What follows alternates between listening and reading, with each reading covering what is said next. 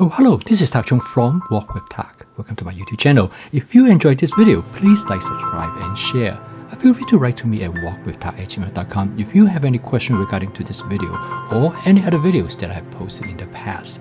If you have any videos that you would like me to make, please let me know. I'm looking forward to hearing from you. After Ivy adopted my fast cooking system, she found great enjoyment to cook for other people, particularly for her family members and friends. She recently invited her father and her stepmother-in-law for dinner, and she put together a new type of fried rice, which is a complete meal in a dish. With advanced prepping and template-based cooking, this will allow her to continue to explore new food ingredients. In this case, she found a new type of cauliflower, which is known as the Chinese cauliflower, which is quite different from the traditional cauliflower. Since Ivy loved cauliflower, she was anxious and eager to give it a try. And by using a particular template that she's comfortable with, she can easily make substitutions of the traditional cauliflower with this new kind of cauliflower.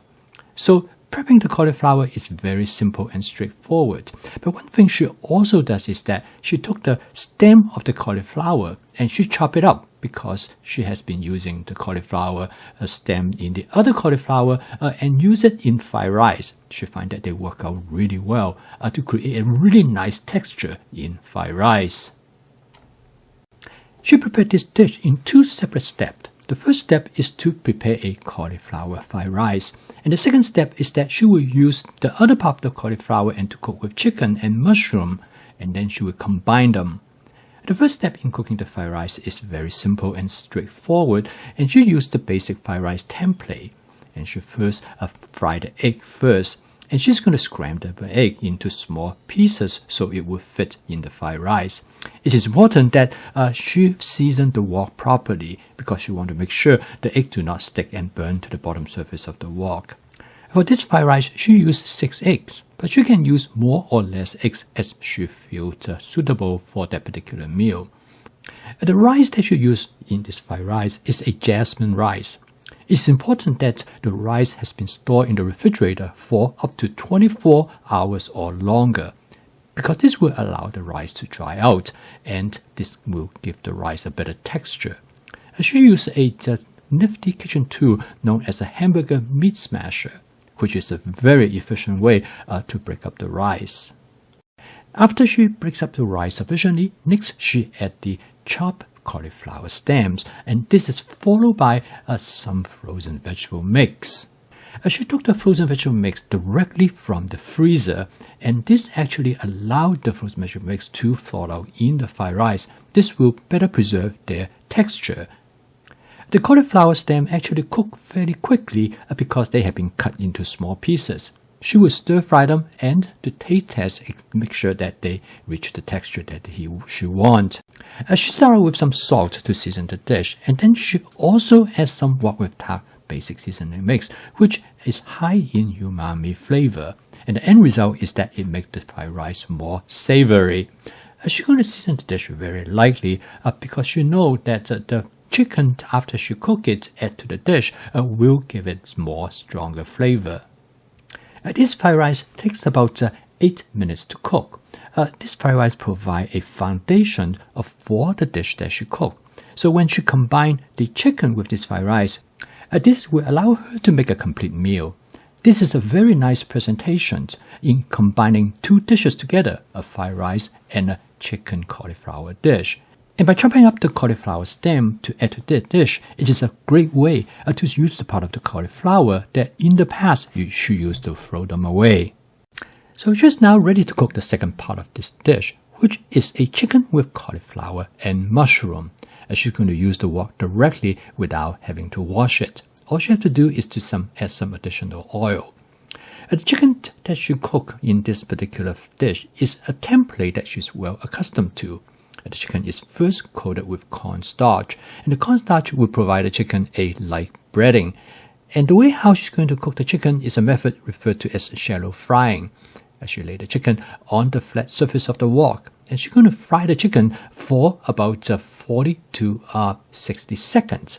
This will create a crispy texture because of the cornstarch, and then she will flip the chicken over. As you can see, the cornstarch allows the chicken to create charring, and this makes the chicken almost have a grill-like texture.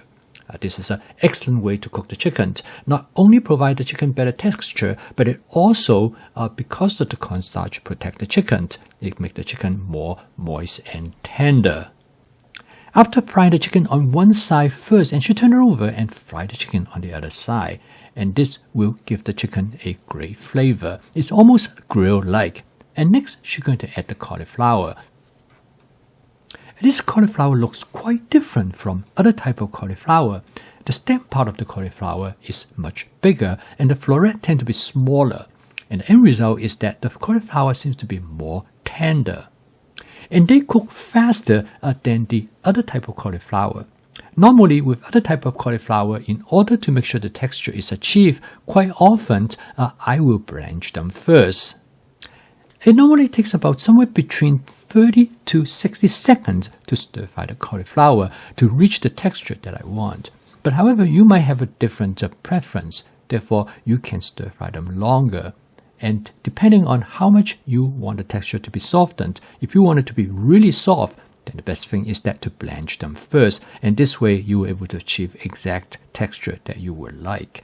So the next step is that I'm going to add some portobello mushroom. Now, the portobello mushroom is added towards the later part of the stir frying because I want to cook the portobello mushroom only lightly because I want to be able to taste the texture of the mushroom. If I cut them into the wok too early, there's a tendency for them to be overcooked and they tend to be buried with the other food ingredients without able to stand out. I'm going to add a small amount of water from my water bottle right over the surface area where some of the cornstarch has burned to the surface. And the water that I spray on top of it actually works like a steam, and it allowed me to use the wok spatula to scrape off whatever that has been burned to the surface of the wok. This will allow me to return the flavor back to the dish. To season the dish, I'm going to use primary oyster sauce. I'm going to start out with about 1.5 tablespoons of oyster sauce. I always put my oyster sauce in a squeeze bottle. This allows me to dispense them readily. And also, I don't have to measure it. And next, I'm going to create a gravy-like sauce. I'm going to use a cornstarch water suspension. Now, this sauce will be great for going over the fried rice because it will provide flavor to the fried rice.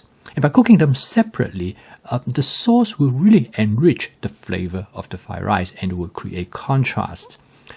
The cornstarch water suspension is excellent for creating this type of sauce because you can easily make adjustment to the thickness of the sauce.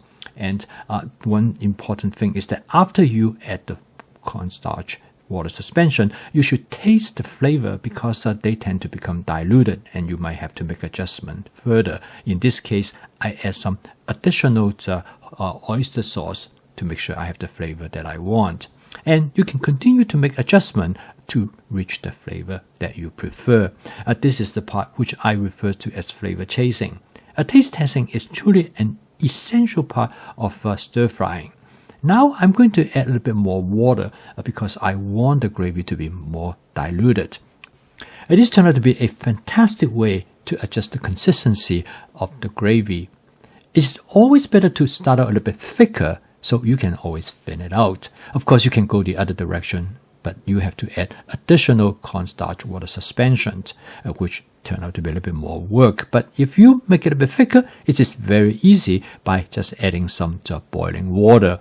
And this, again, will adjust that consistency almost instantly. Okay, now I'm going to combine the two dishes together. By layering the dish over the fried rice, it really creates an excellent way to have the flavor of this dish to infiltrate into the fried rice, but then it will not mix with the fried rice completely. So when you eat the fried rice, you can have some of it have its original flavor, but part of it will now carry the flavor, come from this dish. This is an excellent way to provide a contrasting texture between the fried rice and the dish. And ultimately, it is the variations between the flavor as well as the texture of all the ingredients that is what make a great dish. Last but not the least, I'm going to garnish the dish a little bit with scallion. Now, this is part of scallion that has been cut in strip. This is the bottom part of the scallion, and it has a significant amount of onion flavor. And this actually makes the dish taste really great. Okay, this dish is excellent for inviting people over for dinner because it's very presentable and it allows people to share the dish together. And it makes a very interesting conversation topic as well. Using this approach, when it combined with the fast cooking system, Ivy is able to put this dinner together in less than 30 minutes. This allows Ivy to invite her father and her stepmother-in-law over for dinner almost any time she wants. Ivy loves cooking for other people, and she come to believe that cooking is probably the best act of giving. I post a video each day to help you to make home cooking as part of your daily routine. If you'd like to learn more about my fast cooking system, please subscribe to this YouTube channel. So keep on cooking, and I will see you tomorrow.